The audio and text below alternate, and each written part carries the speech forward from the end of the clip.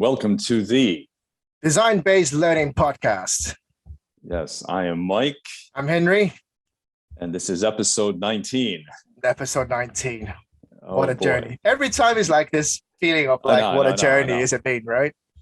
Correct. And episode 20 in the next one, actually. So, yes. All right. So what's happening today? So we've been, during our coffee break this morning, what's the new questions we've been getting from people or the research we've been doing?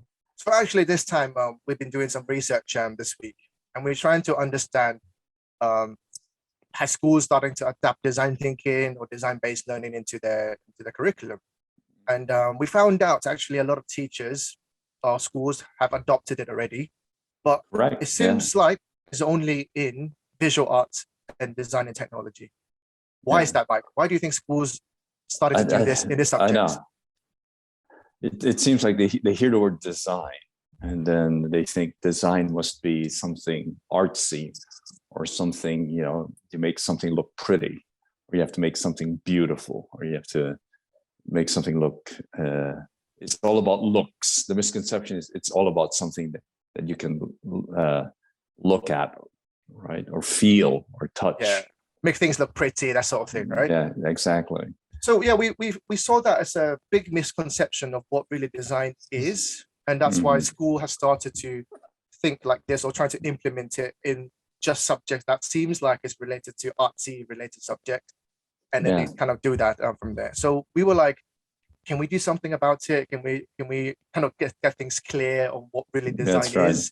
And because every time we have a workshop with teachers, it seems like only the visual arts teachers are showing up, or the design and technology teachers are showing up, right? Yeah, we even got a home economics teacher showed up as well. So it seems like the school is really putting this direction into non-really academic related subject and arts related or subject that's not in the mainstream. Yeah. So now our goal today is what? To help people understand design is not just graphic design or interior design. Yeah. Right. Design is more and more useful actually for a lot of different subjects as well. Not just VA, not just this design technology. There's a lot more we can do with design, and it can be used in multiple different subjects as well. Yeah, in school. So I mean, if I asked you, okay, Henry, how do we get design going? How do we do it? Basically, we need to shift our mindsets from being design is just for visual into something that is not intangible. It's something intangible, something you can't really touch, feel, or see. Something that is not a real product, that kind of thing. And that's where the design is coming in there. Okay. So I mean, let's how would we try to make that clearer for teachers to understand? So yeah, it's not just about being pretty or something you can touch. So what are the things here? So actually design, if we talk about design, right, in the last 10 to 20 years, with the digital age that coming in, design is becoming more and more versatile. Back in the days, yes, design is really for graphics, making a logo, making a good interior design, making a good chair, that sort of thing. But now with digital age, when you're designing an app, you're trying to shift people's behavior. You're trying to design an experience for people to do something, or try to design a system that really innovates how things are right now. So when we talk about design now, it's like behavior, it can be a behavior, it can be an experience, it can be a system. Yeah. So we had to move beyond just being visually amazing, attractive, but actually something more it's creating from the world of design. Okay, so you said design behavior. So what would we say is a design behavior that we'd like to get going within the schools, for example? So if you look at the modern world right now, behaviors, for example, a lot of people are using social media to sell their products. So when we design a social media post, we want to attract more people to buy this product. So we are trying to design that behavior. What can they see online that makes them feel like they're attracted to this and they want to buy it? What kind of words can I say in there to attract people to do? Maybe the most amazing headphones are there right now. So these are the words you use to change people's behavior into it.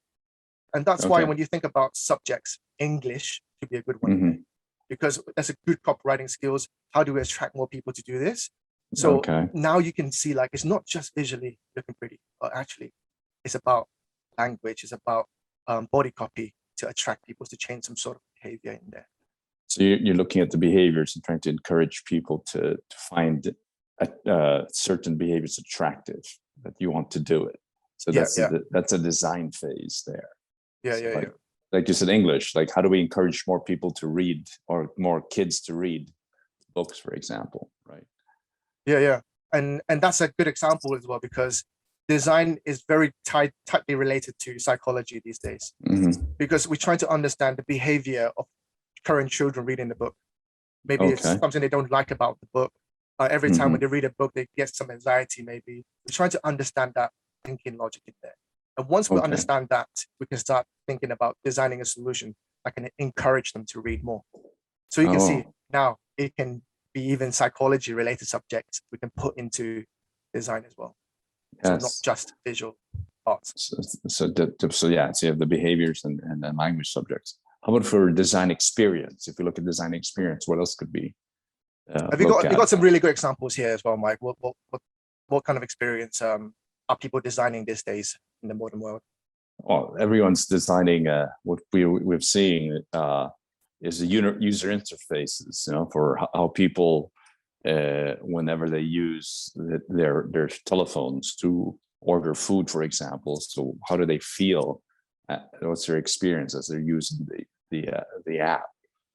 Okay, but we can go beyond that. So like in school, how do we make it the experience of borrowing a book from the library, right? So how can we make and design a lending experience within the school so that kids get attracted to borrow books, or want to be in the library, or want to use the systems in the library, right?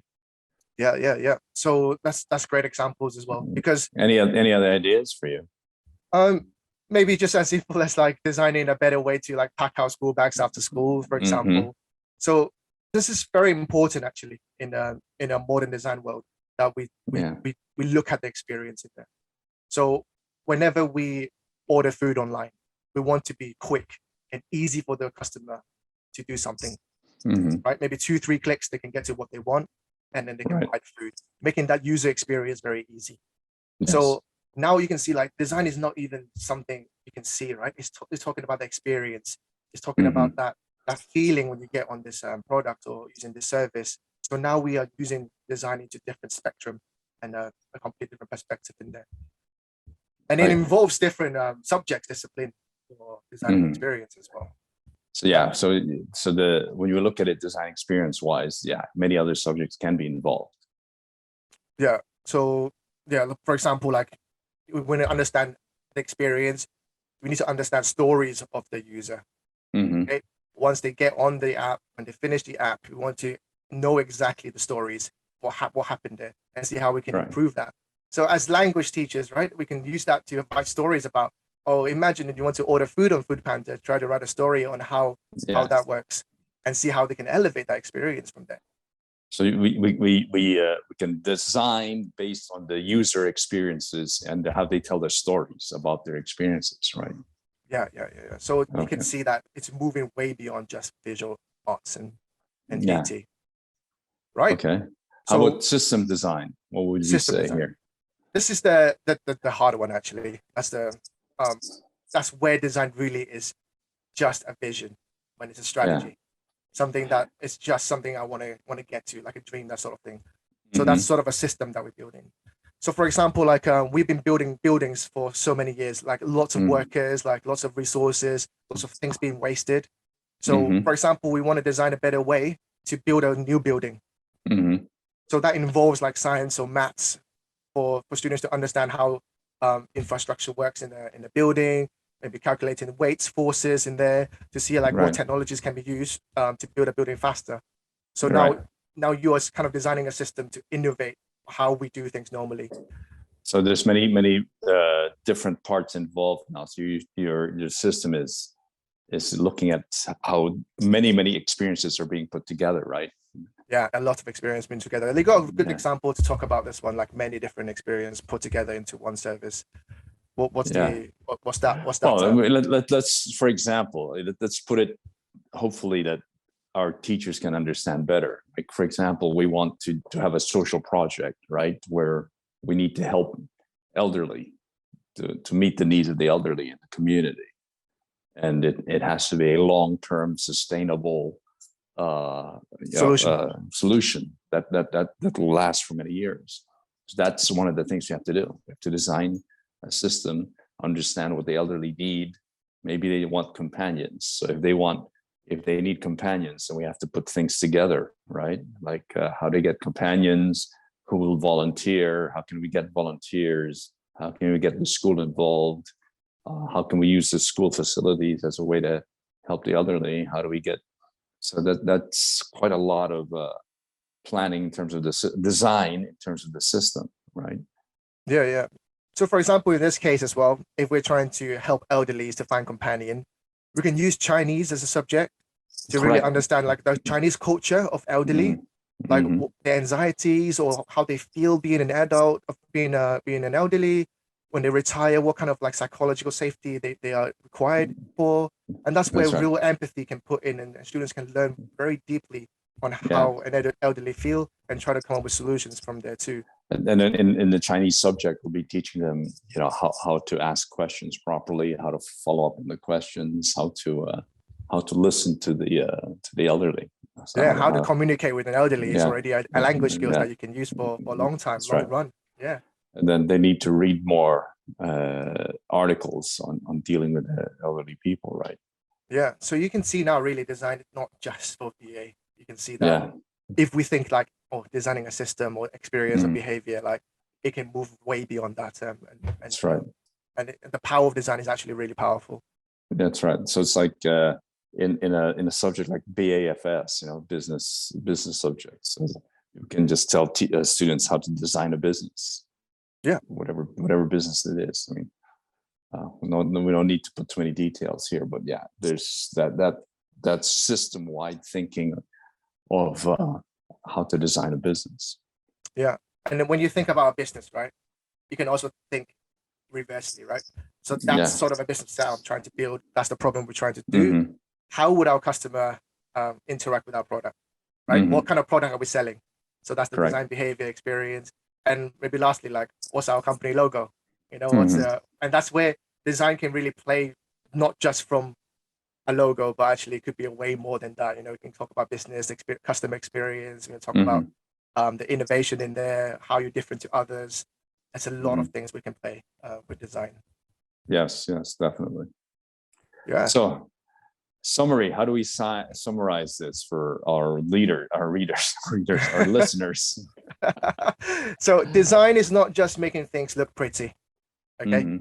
You can use design to change a lot of behaviors, or even change some sort of an experience, and even to design a system to innovate our world. So design behavior, design experience, design systems. And guess what? This sounds like teachers are doing this all the time. Yeah. Teachers are designers naturally. They're naturally designers, when they may not understand it, but they are designing things. Yeah, like words like lesson design, curriculum design, instructional design. These words popped up in a long run as well. That's right. Let's look at this topic maybe next time. I know we're running out of time. Use design, into their teaching and to elevate that experience. Remember, teachers, you guys are designers. Just haven't thought about it yet. Yeah. So hopefully, if you are a school or teacher, you can think about design as a more broader sense, and not just limiting design into BA and DT, and letting students to have more opportunity to be friends with design and learn more about what design can do to them. Yep. Sounds good. Right. Okay. So that's it for today. And then episode 20 is going to be a good one next time. Next week. Okay. All right. Take care, everyone. Stay safe. See you guys. Everyone be safe. Bye-bye. Bye-bye.